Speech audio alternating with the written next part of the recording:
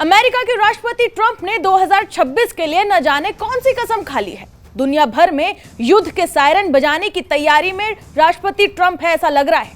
Trump के एक के बाद एक जो फैसले सामने आ रहे हैं, जो बयान सामने आए हैं, चाहे वो वेनेजुएला के राष्ट्रपति मादुरो को उठाना हो, ग्रीनलैंड को धमकी देकर खरीदने की बात करना हो, या फिर ईरान में फैली आग में घी डालकर उकसाना हो, चीन को धमकाना हो, या रूस के राष्ट्रपति पुतिन को सीधा चैलेंज देना हो, ट्रंप के इरादों ने खौफ पैदा कर दिया है।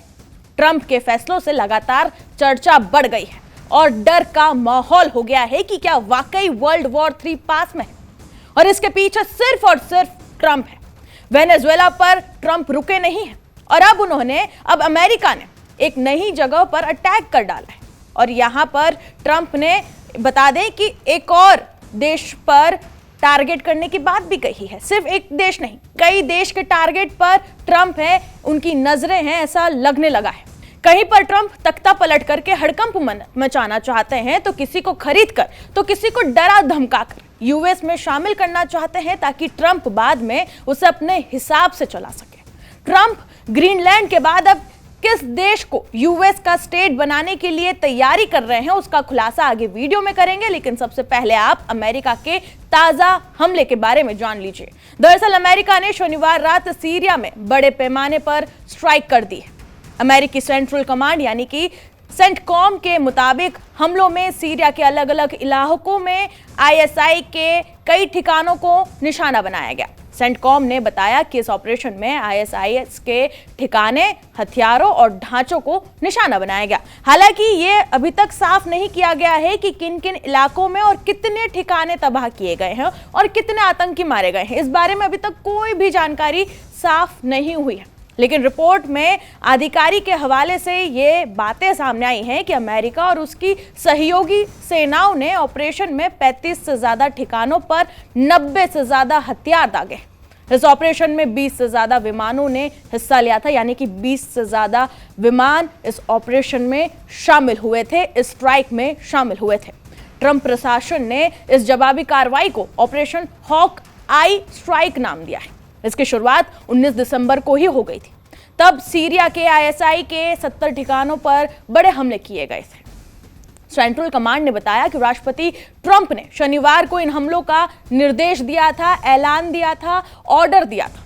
बयान में यह भी कहा गया कि ये हमले आतंकवाद से लड़ने और इस क्षेत्र में अमेरिकी और सहयोगी सेनाओं की रक्षा के प्रयास में किए गए। अमेरिका की स्ट्राइक के पीछे की जो वजह है, रिपोर्ट्स के मुताबिक जो बताई जा रही है, वो ये है कि अमेरिका ने अपना बदला पूरा कर लिया है। क्योंकि कुछ वक्त पहले सीरिया में इस्लामिक स्टेट के एक बंदूकधारी ने घात लगाकर 2 अमेरिकी सैनिकों को और एक अमेरिकी नागरिक को कॉन्ट्रैक्ट लेकर मार डाला था।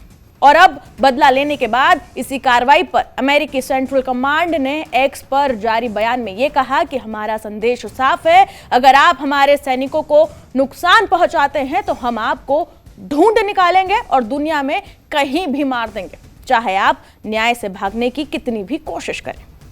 यह तो हुई सीरिया पर अमेरिका के बदले का जो मामला सामने आया उसके बारे में।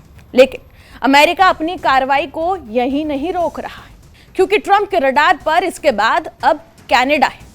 अमेरिकी राष्ट्रपति ट्रंप की दादागिरी और जियोपॉलिटिक्स में जो तनाव है, जो उथल पुथल है, उसके बाद कनाडा भी रडार में आ चुका है और कनाडा में डर और चिंता का माहौल पूरी तरीके से बन चुका है। ट्रंप के पुराने बयान और धमकियां फिर से चर्चा में आ गई है, जो उन्होंने कनाडा को 91वें अमेरिकी राज्य बनाने के लिए कही थी। क्या ट्रंप का अगला निशाना कनाडा है? यह सवाल इसलिए क्योंकि कनाडा के अखबार में यह कहा गया कि कनाडाई लोगों को इस बात को गंभीरता से लेना चाहिए कि ट्रंप उनके देश के खिलाफ भी मिलिट्री प्रेशर का इस्तेमाल कर सकते हैं। अगर कनाडा के खिलाफ किसी भी तरह का सैन्य दबाव डाला जाता है तो यह साफ होगा और यह साफ हो जाना चाहिए कि इसकी कीमत बहुत भारी होगी। अमेरिका और कनाडा की बॉर्डर लगभग, आपको बता दें कि 8,800 किलोमीटर की है। एक्सपर्ट्स का यह मानना है कि वेनेजुएला और ग्रीनलैंड को लेकर ट्रंप के जो कदम हैं वो कनाडा की तरफ भी बढ़ सकते हैं और ये कनाडा के लिए एक आखिरी चेतावनी भी है। ये बयान, ट्रंप के ये जो हालात हैं, जो लगातार फैसले सामने आ रहे हैं, ये सब कुछ ये दिखाते हैं कि अमेरिका अब वैसा देश नहीं रहा जैसे वो पहले हुआ करता था। कनाडा की तरह ही ट्रंप ग्रीनलैंड को भी अमेरिका में मिलाना चाहते हैं। एक्सपर्ट्स का मानना है कि ग्रीनलैंड और कनाडा में कई समानताएं हैं। दोनों लोकतांत्रिक है, आर्कटिक इलाके में स्थित है और नाटो जैसी सुरक्षा संगठन का हिस्सा है, जिस पर ट्रंप अपना दबदबा बनाना चाहते हैं। और इसी वजह से कनाडा खुद को असुरक्षित फिलहाल महसूस कर रहा है। फिलहाल बता दें आपको कि कनाडा अपने करीब 70% निर्यात के लिए पूरी तरीके से अमेरिका पर निर्भर है। मौजूदा समझौते के तहत दोनों देशों के बीच करीब 40% से भी ज्यादा का व्यापार बिना किसी टैरिफ के होता है। एक्सपर्ट्स का कहना है कि अगर ट्रंप ने इस छूट को खत्म करने की धमकी भी दी तो इससे कनाडा की अर्थव्यवस्था को भारी नुकसान हो सकता है और अमेरिका मदद के बदले कनाडा पर दबाव बनाने की चाल रच रहा है।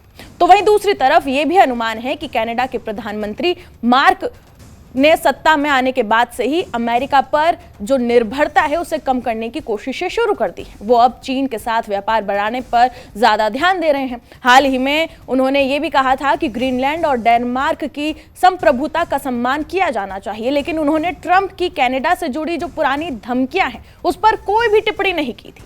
कुछ एक्सपर्ट्स का यह भी कहना है कि अमेरिका की तरफ से कनाडा पर सीधा सैन्य हमला होना मुश्किल है, लेकिन आर्थिक दबाव जरूर डाला जा सकता है। यानी कि वेनेजुएला में जो हुआ, ईरान में जो चल रहा है, ग्रीनलैंड को लेकर ट्रंप का जो ऐलान है, उससे यह साफ है कि अमेरिका पश्चिमी गोलार्ध में अपना वर्चस्व बढ़ाने के लिए ज्यादा आक्रामक हो सकता है, जो आगे खतरनाक भी साबित हो सकता है।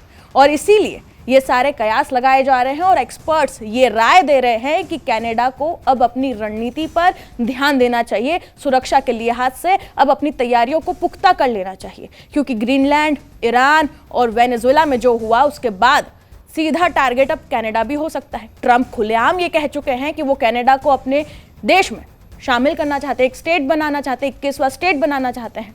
कुल मिलाकर देखें तो ट्रंप इस समय जिस दिमागी दौर से चल रहे हैं उससे ये साफ है कि वो कभी भी कुछ भी कर सकते हैं।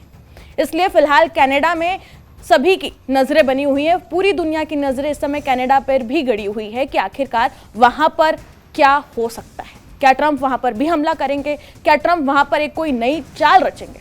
ये तो फिलहाल आने वाला वक्त ही बताएगा। फिलहाल इस रिपोर्ट पर आपकी क्या राय है, कमेंट सेक्शन में जरूर बताएं और बाकी तमाम खबरों के लिए जुड़े रहे जी न्यूज के साथ।